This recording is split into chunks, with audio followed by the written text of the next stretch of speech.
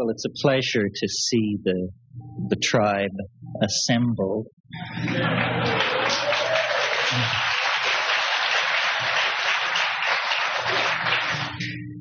You know, when we look at our own psychedelic experience, it seems so personally huge that it's very hard to place it in a context of hundreds of thousands of such experiences.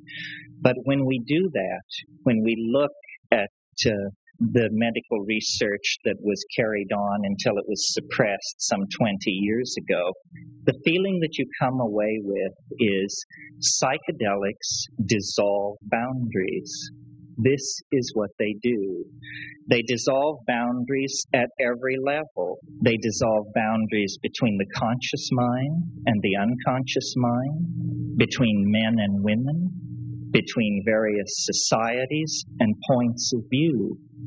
And at one time, I was willing to let it rest at that, to imagine, well, these things are boundary dissolving, structure dissolving compounds, and this is what gives them their enormous import, because they lead us outside of the theater of language and into the real world that we suppressed in the process of becoming acculturated to our own culture. But now I've thought more deeply about this, and I think we can say more about this phenomenon of boundary dissolution, because the most profound boundary that any of us experience is the boundary between ego and world. We are in the world, but we are the ego. This is the cultural myth in which we live, and this is the cultural myth that is completely dissolved, exploded, and blown away by the psychedelic experience. It is not a cliche to say that it is an experience of oneness, because the world we are living in is unifying itself at a prodigious rate. And this is not the will of institutions. Andy made reference to what a con this drug war is, because it's making so much money for so many people. The chief function of institutions appears to be to retard progress and to keep their criminal enterprises bubbling merrily along on the side. Meanwhile, the rest of us, the masses of people struggling to come to terms with the end of history, can see, can feel that what we need is a sense of unity, not an idea of unity, not an ideology of unity, because if there ever was an ideology of unity, it was communism, and the pieces are still falling from the explosion of that system of thought. We need a feeling of unity. Feeling is primary.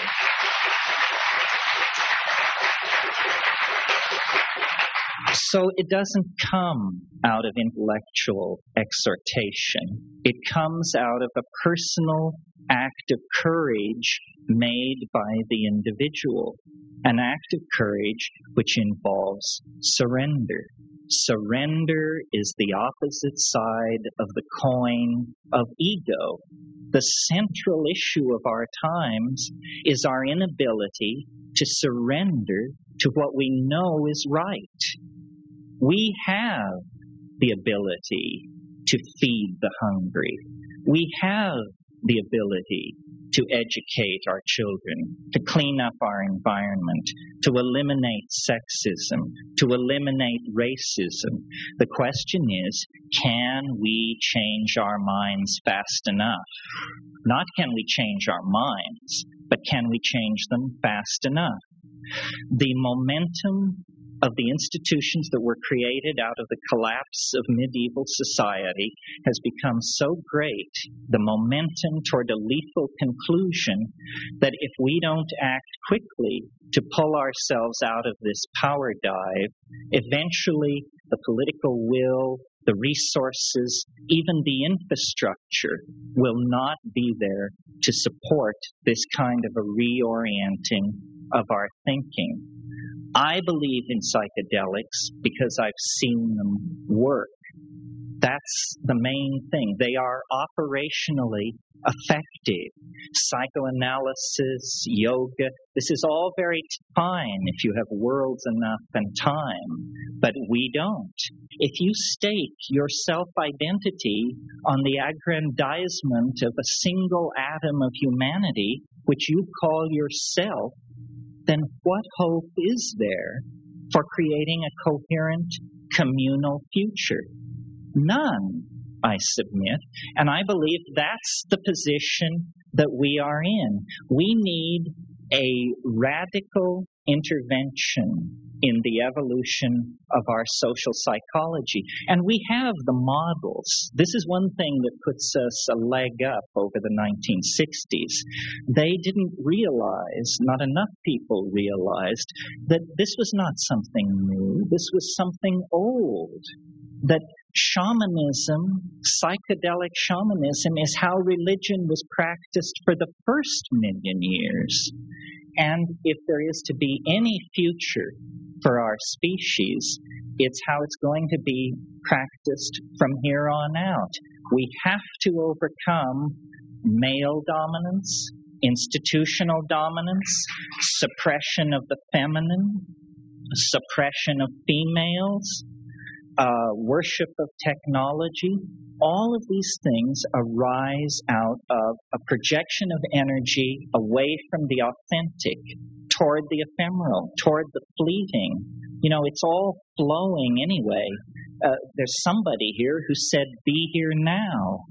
This notion that the quality, the primacy of experience is the centerpiece of being.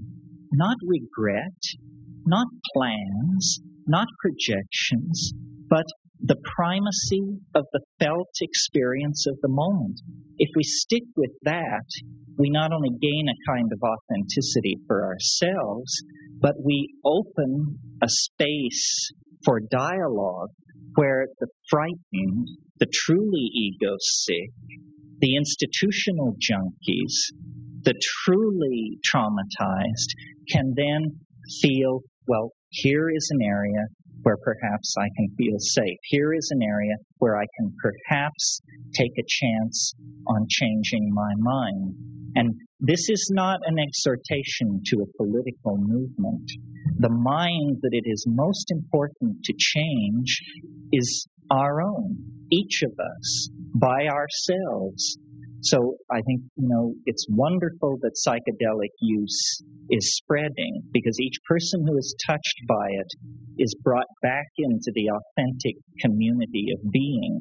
But it's also very important that we who are psychedelic remain psychedelic, deepen the psychedelic commitment and carry it forward because, after all, we're the yeast that could make the bread rise. And then there would be bread for everyone. Thank you.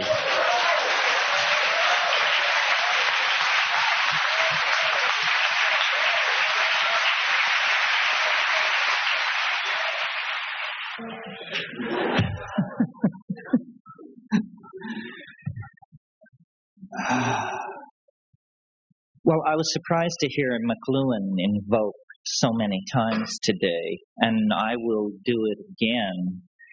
McLuhan had an idea of what he called the global village, and the global village is coming to be. This is what the crisis that is being presented to us as a crisis in communism is. It isn't a crisis for communism. Communism is going first. But what it is the death knell for centralized structure, for centralized control.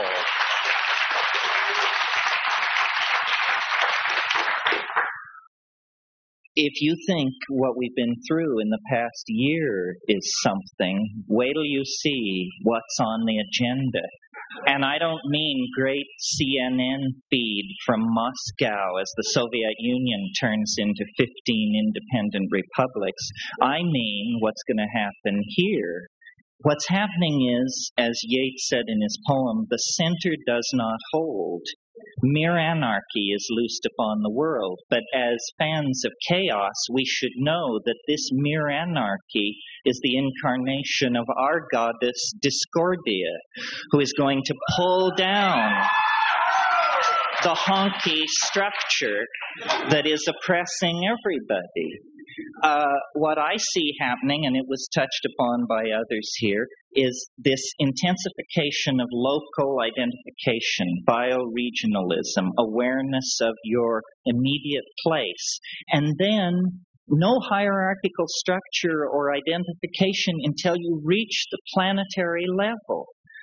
I live in Sonoma County, and I am a citizen of Earth. I recognize no intermediate structures except when I have to.